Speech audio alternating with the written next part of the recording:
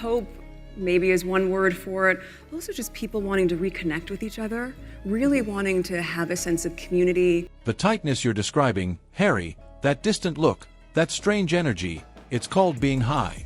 And when it comes from a man who was once called Your Highness, the irony practically writes itself. It brings a whole new meaning to the title. What we're witnessing isn't just a celebrity couple flailing in the spotlight. It's a full-blown unraveling in slow motion, played out on global screens, wrapped in pastel aesthetics and fruit jars, and soundtracked by murmurs of a personal collapse. Imagine this. You're Meghan Markle. You've got the name, the platform, the royal title that still echoes even after you walked away from the palace gates. You've got Oprah on speed dial, Netflix contracts lined up, and every chance in the world to carve out a lifestyle empire. And yet, despite it all, your latest comeback isn't just a misstep, it's a cautionary tale. Meghan's second attempt at brand reinvention didn't crash with a bang. It fizzled out like a flat mimosa left too long in the sun. A launch so underwhelming, even her most die-hard fans are finding it hard to defend. It started with a product drop no one asked for. A strange mishmash of luxury fruit spreads, floral sprinkle jars, and vague notions of rustic elegance under the new label, American Riviera Orchard. The name itself tries to evoke upscale simplicity, but the execution screamed desperation. Meghan's team claimed everything sold out in minutes, but reality painted a different picture. People who were there, refreshing their browsers as the digital shop opened, said the items were marked sold out instantly, too instantly. There was no virtual line, no add-to-cart scramble. Just a page that changed status the moment it went live.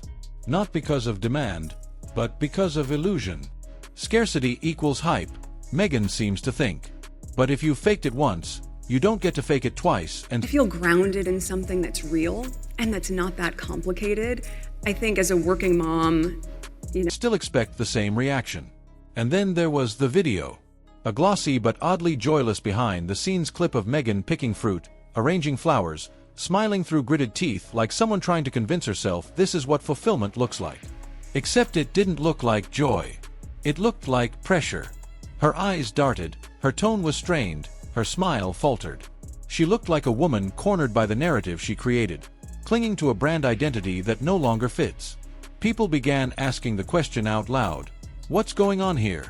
This wasn't just a bad marketing move. It was a crack in the facade. The illusion of Meghan's curated life, the one built on authenticity, exclusivity, and empowerment, suddenly looked hollow. Take the floral sprinkle jars, for example. No function. No story. Just dried petals in a glass container with no clear purpose beyond aesthetic. It's not a product. It's a Pinterest mood board, priced like a relic of ancient luxury. Then came the jam. Or rather, the fruit spread. Meghan proudly referred to it as jam in interviews. But professional preserve makers weren't impressed. Donna Collins, a highly respected name in the jam industry, didn't mince words.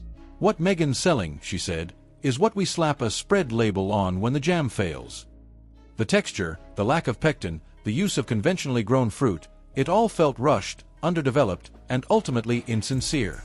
And in a world where authenticity sells more than branding, that's fatal.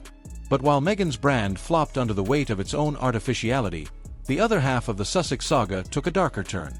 Prince Harry, the man who once lit up public events with charm and spontaneity, now looks like a ghost of himself. Hollow eyes. Robotic delivery. A man, But also having a son, I think, it's just as paramount of importance for young men to be raised with a confidence and drift. And insiders are beginning to say the quiet part out loud. Something's wrong. Harry has never hidden his demons. He's been candid about his struggles with grief, his complicated relationship with the media, and his reliance on alcohol and drugs to numb emotional pain. But lately, the signs have begun to creep back. A distant stare in photographs. Flat, lifeless appearances. Public remarks that feel empty, disconnected. There's no confirmed relapse, but there doesn't have to be. The whispers are growing louder, and with good reason. There was one particular image taken in London. Just a still frame, but it said everything. Harry looked lost, distracted, like a man barely holding it together. One royal insider put it bluntly, he looks like someone who's been self-medicating again. Maybe that's unfair. Maybe it's just stress. But when you've been open about your past, when you've written in your own memoir about using drugs to escape yourself, people start connecting the dots. And those dots are forming a picture that's hard to ignore. What makes it even worse is the silence. When Harry's thriving, the Sussex camp shouts it from the rooftops. Photos, interviews, glowing profiles. But lately, nothing. Just fleeting glimpses. Tight smiles. Hollow speeches. No sign of life behind the eyes. It's like watching someone slip beneath the surface while the cameras roll. And while Harry is drifting, Meghan is doubling down on a fantasy. She says she's against fake sellouts, then she launches another fake sellout. She says nothing new is coming this year, then drops another product out of nowhere. It's not strategy. It's chaos. And chaos doesn't sell. Not anymore. The marketing language surrounding American Riviera Orchard feels like it was crafted in a time capsule from 2012. Pastel filters. Loopy calligraphy fonts. Cringe-inducing phrases like, "Cheers, dears." None of it connects. None of it reflects who Meghan actually is, or who she claims to be. It's all veneer. And even her own fans are starting to ask, what does Meghan actually stand for anymore? Empowerment, luxury, wellness, motherhood, royalty. The brand says everything and nothing at once. And that's the problem. When your identity is confused, so is your audience. To make matters worse, the scale of the business isn't even meaningful. Insiders suggest that, even with all the fake hype, the launch brought in only a few $1,000s. Barely a blip. You can't build an empire off a couple dozen jars of honey and a shaky promo reel, especially when industry experts are openly ridiculing your product. And the Sussex squad? The internet loyalists who once praised Meghan's every move? Even they're going quiet. Reports of someone buying up 50 jars? Total fiction. The cart limit was 6. The demand wasn't real, it was staged. Like everything else in this chaotic, aesthetic over substance relaunch. Through it all, one person remains glaringly silent: King Charles. No public statements. No gestures. But behind palace walls, insiders say he's deeply worried. Not about Meghan. Not about the jam. But about Harry. Because no matter how far he's drifted from the royal machine, Harry is still his son. And Charles, despite everything, is still a father.